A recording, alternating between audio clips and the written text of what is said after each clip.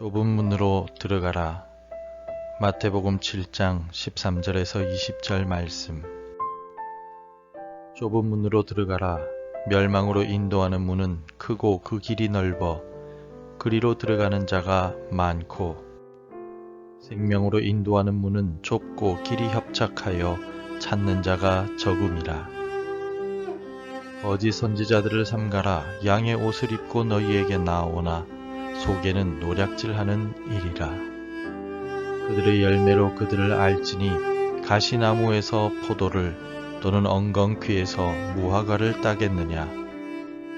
이와 같이 좋은 나무마다 아름다운 열매를 맺고 못된 나무가 나쁜 열매를 맺나니, 좋은 나무가 나쁜 열매를 맺을 수 없고 못된 나무가 아름다운 열매를 맺을 수 없느니라. 아름다운 열매를 맺지 아니하는 나무마다 찍혀 불에 던져지느니라. 이러므로 그들의 열매로 그들을 알리라. 산상수훈의 막바지에 이르면서 예수님은 하나님 나라의 백성으로서 반드시 지켜야 할 실천적인 삶의 자세에 대해 말씀해 주셨습니다. 예수님은 오늘 본문을 통하여 영생을 얻고 하나님 나라에 들어가려면 생명으로 인도하는 좁은 문으로 들어가라고 가르쳐 주셨습니다. 예수님이 말씀하신 좁은 문은 예수님을 의미합니다. 왜냐하면 요한복음 10장에서 예수님께서는 내가 문이다 라고 말씀하셨기 때문입니다. 요한복음 10장 9절에는 내가 문이니 누구든지 나로 말미암아 들어가면 구원을 받고 또는 들어가며 나오며 꼴을 얻으리라 라고 기록하고 있습니다. 그러므로 구원과 영생을 주시는 문이신 예수님을 통해서만 우리는 하나님 나라에 들어갈 수가 있습니다. 이 세상을 살아가면서 하나님 나라의 백성들은 좁은 문으로 들어가야 한다고 말씀하신 예수님은 좁은 문의 특징에 대해 설명해 주셨습니다. 14절을 읽겠습니다. 생명으로 인도하는 문은 좁고 길이 협착하여 찾는 자가 적음이라. 아멘. 좁은 문의 특징 중 첫 번째는 좁다입니다. 좁다라는 말은 헬라어 성경에 스테노스라고 하는 단어를 쓰고 있는데, 그 뜻이 폭이 좁다 또는 가난하다라는 의미를 가지고 있습니다. 좁은 문의 두 번째 특징은 협착하다인데 헬라어 성경에는 들리보라고 기록하고 있습니다. 이 말의 원뜻은 좁다 또는 고난을 받는다입니다. 따라서 좁은 문은 너무나도 폭이 좁아서 걷기가 매우 불편하고 힘들며, 때로는 그 길을 가며 가난함을 경험할 수 있고 또 때로는 고난까지도 받을 수 있는 길이라는 뜻입니다. 그렇다면 이 길을 걷는다는 것은 우리에게 무엇을 의미하는 것일까요? 좁은 문, 좁은 길을 걸어가는 것은 오직 예수님만이 하나님의 아들이시며 나의 구원자이심을 믿는 것을 의미합니다. 이러한 믿음의 고백을 베드로가 빌립보 가이사랴 지방에서 한 적이 있습니다. 마태복음 16장 16절에서 시몬 베드로가 대답하여 이르되 주는 그리스도시요 살아계신 하나님의 아들이시니이다 라고 고백하였습니다. 베드로가 고백한 이 위대한 고백은 오직 예수님만이 영생으로 인도하는 길이며 하나님 나라로 들어가는 문임을 믿는다는 의미입니다. 오직 예수님만이 창조주 하나님의 독생자이시며 그분과 동일한 분이심을 믿는다라는 뜻입니다. 우리가 사는 이 땅에 얼마나 많은 거짓 구원자가 있으며 가짜 그리스도가 있습니까? 또 우리의 육신의 쾌락을 주는 것들은 얼마나 많이 있습니까? 그러나 오직 예수님만이 우리의 구원자이시며 참된 만족이심을 믿는 자만이 하나님 나라의 백성임을 기억하고 오늘도 오직 예수님만을 더욱 사랑하며 살아갈 수 있기를 바랍니다.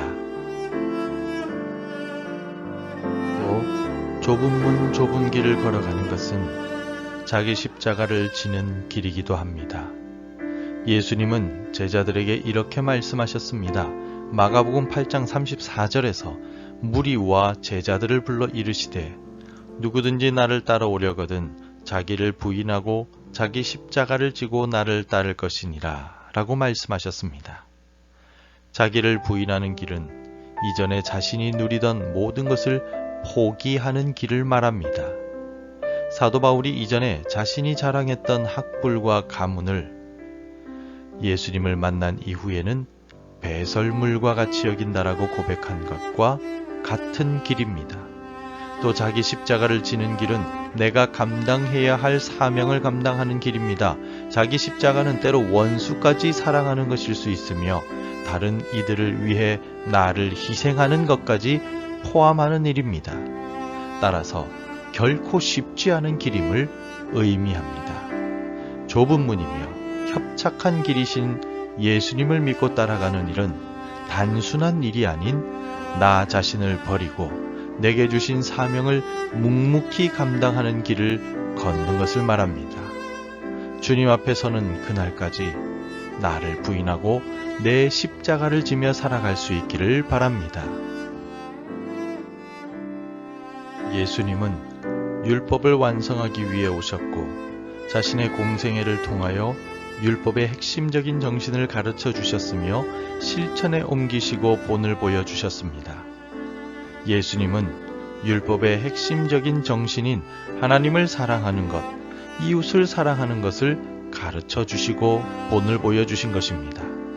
그래서 누가복음 10장 27절에서 대답하여 이르되 내 마음을 다하며 목숨을 다하며 힘을 다하며 뜻을 다하여 주 너의 하나님을 사랑하고 또한 내 이웃을 내 자신같이 사랑하라 하였나이다 라고 대답한 율법 교사의 대답을 옳다라고 칭찬해 주셨습니다. 하나님은 우리의 모든 것을 다해 사랑하는 일은 힘든 일입니다. 이웃을 내 자신과 같이 사랑하는 것 역시 힘든 일입니다. 하지만 하나님 나라의 백성은 최선을 다해 하나님을 사랑하고 이웃을 사랑하여 율법의 정신을 완성해야 합니다. 이 같은 사랑의 정신이 바로 우리가 들어갈 하나님 나라의 정신이기 때문입니다.